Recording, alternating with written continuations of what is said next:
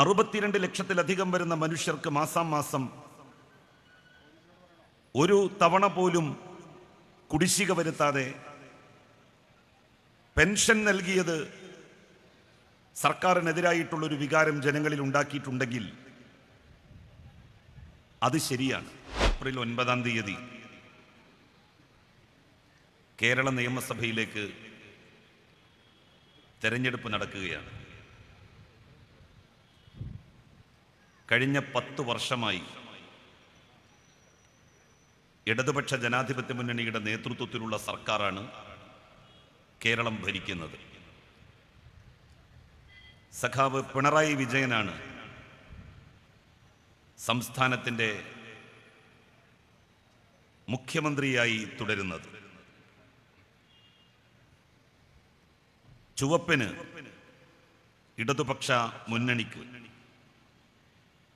ഒരു 3-ാം ഊഴം ഭരണരംഗത്ത് ലഭിക്കും എന്ന കാര്യത്തിൽ സംശയമുള്ളവർ വളരെ കുറവാണ്. കാരണം വികസന പ്രവർത്തന രംഗത്തും ക്ഷേമ പ്രവർത്തന മേഖലയിലും ഒരുപോലെ തിളങ്ങാൻ 1ഉം 2ഉം പിണറായി സർക്കാരുകൾക്ക് സാധിച്ചിട്ടുണ്ട്. സാധാരണഗതിയിൽ 5 വർഷമോ 10 വർഷമോ ഒരു സർക്കാർ ഭരിക്കുമ്പോൾ ഭരണവിരുദ്ധമായിട്ടുള്ളൊരു വികാരം സർക്കാരിനെതിരായിട്ട് ഉണ്ടാവുക സ്വാഭാവികമാണ്. എന്നാൽ കേരളത്തിലെ 10 വർഷം പൂർത്തിയാക്കിയ ഇടതുമുന്നണി സർക്കാരിനെതിരായി ഏത് മേഖലയിലാണ് ഭരണവിരുദ്ധ വികാരം ഉള്ളത് എന്ന് ചോദിച്ചാൽ അതിന് ഉത്തരം പറയാൻ UDF-കാർക്ക് പോലും സാധിക്കുന്നില്ല. 62 ലക്ഷത്തിലധികം വരുന്ന മനുഷ്യർക്ക് മാസാമാസം ഒരു തവണ പോലും കുടിശ്ശിക വരുത്താതെ പെൻഷൻ നൽകിയത് സർക്കാരിനെതിരായിട്ടുള്ളൊരു വികാരം ജനങ്ങളിൽ ഉണ്ടാക്കിയിട്ടുണ്ടെങ്കിൽ അത് ശരിയാണ്. അല്ലാതെ ആ പെൻഷൻ കൊടുക്കുന്നതിൽ ഒരു വീഴ്ച ആർക്കെങ്കിലും നമ്മളുടെ സംസ്ഥാനത്ത് ചൂണ്ടിക്കാണിക്കാൻ വേണ്ടി കഴിയുമോ? വയോജനങ്ങൾക്ക് ആ 2000 രൂപ എന്ന് പറയുന്നത് അവർക്ക് ജീവിക്കാനുള്ള പ്രതീക്ഷയുടെ ഒരു വല്ലാത്ത തലമാണ് സമ്മാനിക്കുന്നത്. ഒരു വരുമാനവുമില്ലാതെ വീടിൻ്റെ അകത്തളങ്ങളിൽ കഴിയേണ്ടി വരുന്ന നമ്മളുടെ രക്ഷകർത്താക്കളായ അച്ഛനമ്മമാർക്ക്, വാപ്പ ഉമ്മ പെങ്ങന്മാർക്ക്, സഹോദരിമാർക്ക് മാസത്തിൽ യാതൊരു ഭംഗവും വരാതെ ലഭിക്കുന്ന 2000 രൂപ പെൻഷൻ ഒരു വലിയ കാര്യമാണ്. ആ പെൻഷൻ നിൽക്കണമെന്ന് ആരെങ്കിലും ആഗ്രഹിക്കുന്നുണ്ടോ? ഇടതുപക്ഷ മുന്നണി പരാജയപ്പെട്ടാൽ മാസാമാസം ഈ നാട്ടിലെ 62 ലക്ഷത്തിലധികം വരുന്ന മനുഷ്യർക്ക് ലഭിക്കുന്ന പെൻഷൻ നിലച്ചു പോകും. അങ്ങനെ പറയാനുള്ള കാരണം 2016-ൽ UDF സർക്കാർ ഭരണം വിട്ടു പോകുമ്പോൾ 600 രൂപയായിരുന്നു ക്ഷേമ പെൻഷൻ. അത് കൊടുത്തിരുന്നത് 32 ലക്ഷം ആളുകൾക്കായിരുന്നു.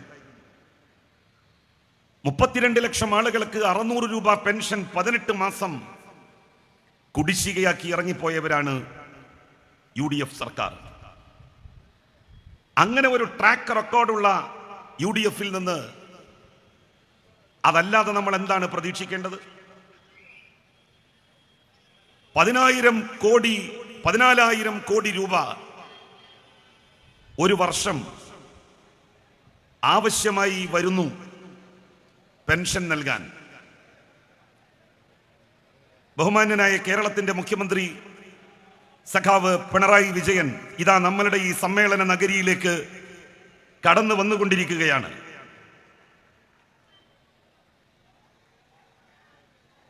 ഒരു മാസം പോലും കുടിശ്ശിക കൊടുക്കാതെ, കുടിശ്ശികയാക്കാതെ ക്ഷേമ പെൻഷൻ 10 വർഷം തുടർച്ചയായി നൽകിയ കേരളത്തിന്റെ ബഹുമാന്യനായ മുഖ്യമന്ത്രി സഖാവ് പിണറായി വിജയൻ ഇതാ ഈ വേദിയിലേക്ക്, ഈ സമ്മേളനത്തെ അഭിസംബോധന ചെയ്യാൻ വേണ്ടി കടന്നു വരികയാണ്.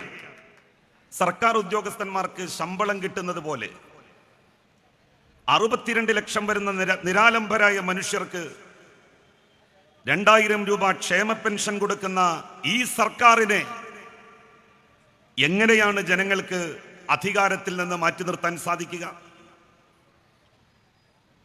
UDF അധികാരത്തിൽ വന്നാൽ ഈ ക്ഷേമ പെൻഷൻ നൽകുന്നത് നിന്നുപോകും. 20 ലക്ഷത്തിലധികം സ്ത്രീകൾക്കാണ് വീട്ടമ്മമാർക്കുള്ള സ്ത്രീ സുരക്ഷാ പെൻഷൻ പിണറായി ഗവൺമെന്റ് നൽകുന്നത്, ഇടതുപക്ഷ സർക്കാർ നൽകുന്നത്. ആ സ്ത്രീ സുരക്ഷാ പെൻഷനും ഇടതുമുന്നണി പരാജയപ്പെട്ടാൽ നിലച്ചു പോകും. ഇടതുമുന്നണിയുടെ പരാജയം ഈ നാട്ടിലെ ജനങ്ങളുടെ പരാജയമാകും. ഈ നാട്ടിലെ സാധാരണക്കാരും പാവപ്പെട്ടവരുമായിട്ടുള്ള മനുഷ്യരുടെ പരാജയമാകും. വയോജനങ്ങൾക്ക് ജീവിക്കുവാനുള്ള പ്രതീക്ഷയുടെ വലിയ സൂര്യോദയം സമ്മാനിക്കുന്നത് ഈ ക്ഷേമ പെൻഷനാണ്.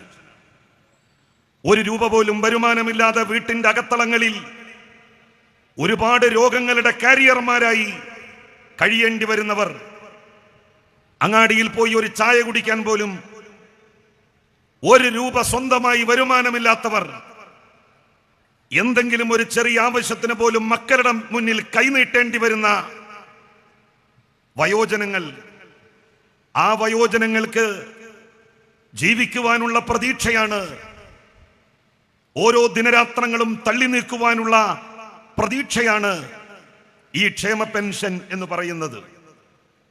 UDF-നെ സംബന്ധിച്ചിടത്തോളം ക്ഷേമ പെൻഷൻ ഒരു അധികപ്പറ്റാണ്.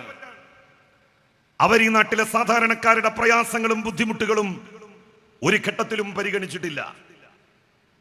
5 ലക്ഷത്തിലധികം വരുന്ന വീടില്ലാത്തവർക്ക് വീട് കൊടുത്ത സർക്കാരിന്റെ പേരാണ് ഇടതുപക്ഷ സർക്കാർ, പിണറായി സർക്കാർ എന്നുള്ളതിൽ ആർക്കാണ് തർക്കം? 5.5 ലക്ഷത്തോളം കുടുംബങ്ങൾക്ക് 10 വർഷത്തിനിടയിൽ വീട് നൽകുവാൻ സാധിച്ച ഗവൺമെന്റിനെ എങ്ങനെ, എന്തിന്റെ പേരിൽ ജനങ്ങൾ മാറ്റി നിർത്തും? സർക്കാരിനെതിരായി വിരുദ്ധ വികാരമുണ്ട് എന്ന് പ്രചരിപ്പിക്കുന്നവരോട് ഒരു കാര്യമേ ചോദിക്കുന്നുള്ളൂ: ഏത് രംഗത്തുള്ള സർക്കാരിന്റെ ഭരണ വീഴ്ചയുടെ പേരിലാണ് ആ വിരുദ്ധ വികാരമുള്ളത്? ഈ ഗവൺമെന്റ് വിദ്യാഭ്യാസ മേഖലയെ അവഗണിച്ചു എന്നുള്ളതിന്റെ പേരിലാണോ? സർക്കാർ വിദ്യാലയങ്ങളിൽ മുഴുവൻ പൊട്ടിപ്പൊളിഞ്ഞ കെട്ടിടങ്ങളും തകർന്ന ക്ലാസ് റൂമുകളും അപ്രത്യക്ഷമായില്ലേ? എല്ലായിടത്തും കോടിക്കണക്കിന് രൂപ ചെലവിട്ടുകൊണ്ട് പുതിയ കെട്ടിടങ്ങൾ വന്നില്ലേ? സാധാരണക്കാരന്റെ മക്കൾക്ക് ഇംഗ്ലീഷ് മീഡിയം സ്കൂളിൽ പഠിക്കാൻ സാധിക്കുമായിരുന്നില്ലല്ലോ. എല്ലാ ഗവൺമെന്റ് സ്കൂളുകളിലും എയ്ഡഡ് സ്കൂളുകളിലും 1-ാം ക്ലാസ് മുതൽ 10-ാം ക്ലാസ് വരെ ഇംഗ്ലീഷ് മീഡിയം ബാച്ചുകൾ വന്നില്ലേ? ആ ബാച്ചുകൾ കൊണ്ടുവന്നതാണോ? ആ ബാച്ചുകൾ പ്രയോഗവൽക്കരിച്ചതാണോ? ഇടതുപക്ഷ സർക്കാരിനെതിരായി ജനവികാരമുണ്ടാകുന്നതിന്റെ കാരണം വ്യാവസായിക രംഗത്ത്, ആരോഗ്യരംഗത്ത്, കാർഷിക മേഖലയിൽ, ഏത് മേഖലയിൽ ഇടതുപക്ഷ സർക്കാരിന്റെ പ്രവർത്തനം മോശമായതുകൊണ്ടാണ് സർക്കാരിനെതിരായി ജനവിരുദ്ധ വികാരമുണ്ടാകുന്നത്. പ്രിയപ്പെട്ടവരെ, നാട്ടിൽ ഗവൺമെന്റിനെതിരായി ഒരു ജനവിരുദ്ധ വികാരവും ഇല്ല. ലോകം മുഴുവൻ അടിച്ചമർത്തപ്പെടുകയും പീഡിപ്പിക്കപ്പെടുകയും ചെയ്യുന്ന മനുഷ്യരുടെ കൂടെ നിന്ന ലോകത്തുള്ള മുഴുവൻ കമ്മ്യൂണിസ്റ്റുകാരും ഗസയിൽ ആയിരക്കണക്കിന് മനുഷ്യർ അറുകൊല ചെയ്യപ്പെട്ടപ്പോൾ അവരുടെ മതം നോക്കി ഒരു നിലപാട് സ്വീകരിച്ചവരല്ല ലോകത്തുള്ള കമ്മ്യൂണിസ്റ്റുകാർ. ഇറാഖിന്റെ മണ്ണിലേക്ക് അമേരിക്കയുടെ പട ഇരച്ചെത്തിയപ്പോ സദ്ദാം ഹുസൈന്റെ മതം പരിഗണിച്ചവരല്ല ലോകത്തുള്ള കമ്മ്യൂണിസ്റ്റുകാർ. 40 കൊല്ലം ലിബിയയിൽ പ്രസിഡന്റായി വിരാജിച്ച മുഅമ്മർ ഗദ്ദാഫിയെ അധികാരത്തിൽ നിന്ന് പിടിച്ചു വലിച്ച് താഴെയിട്ട് അങ്ങാടിയിലൂടെ നടത്തിക്കൊണ്ടുപോയി പിന്നിൽ നിന്ന് പിച്ചാത്തി കൊണ്ട് കുത്തി മലർത്തി കൊന്നു തള്ളി ഒരു ഇറച്ചിക്കടയുടെ ഫ്രീസറിൽ മൃതദേഹം സൂക്ഷിച്ച സംഭവമുണ്ടായപ്പോൾ മുഅമ്മർ ഗദ്ദാഫിയുടെ മതം നോക്കി ഗദ്ദാഫിയുടെ കൂടെ നിൽക്കാതെ മാറി നിന്നവരല്ല ലോകത്തുള്ള കമ്മ്യൂണിസ്റ്റുകാർ. ഇറാനെതിരായി അമേരിക്കയും ഇസ്രയേലും നടത്തുന്ന കിരാതമായ വാഴ്ചയും കിരാതമായ പ്രവർത്തനങ്ങളും. പർദ്ദ ധരിച്ച മുസ്ലിം സ്ത്രീകളുള്ള രാജ്യമാണ് ഇറാൻ. താടിയും തലപ്പാവുമുള്ള നേതാക്കന്മാരാണ് ഇറാനിൽ. അതുകൊണ്ട് അവിടുത്തെ മുസ്ലിങ്ങൾ കൊല ചെയ്യപ്പെടട്ടെ എന്ന് തീരുമാനിച്ചവരല്ല ലോകത്തുള്ള കമ്മ്യൂണിസ്റ്റുകാർ. കേരളത്തിലുള്ള കമ്മ്യൂണിസ്റ്റുകാർ അവരെന്നും ഇരയുടെ കൂടെ നിന്നിട്ടുള്ളവരാണ്. അക്രമങ്ങൾക്ക് വിധേയരാകുന്നവരുടെ മതം നോക്കാതെ നിലപാട് സ്വീകരിച്ചിട്ടുള്ളവരാണ്. ഡൽഹിയിൽ പാവപ്പെട്ട മനുഷ്യരുടെ വീടുകൾ തകർക്കാൻ വേണ്ടി ബുൾഡോസറുകൾ ഇരച്ചെത്തിയപ്പോ ആ ബുൾഡോസറുകളുടെ മുന്നിൽ ചെന്ന് നോ, പാടില്ല എന്ന് പറയാൻ CPIM-ന്റെ പോളിറ്റ് ബ്യൂറോ മെമ്പർ സഖാവ് ബൃന്ദ കാരാട്ടാണ് ഉണ്ടായിരുന്നത് എന്നുള്ള സത്യം നമ്മൾ മറന്നു പോകരുത്.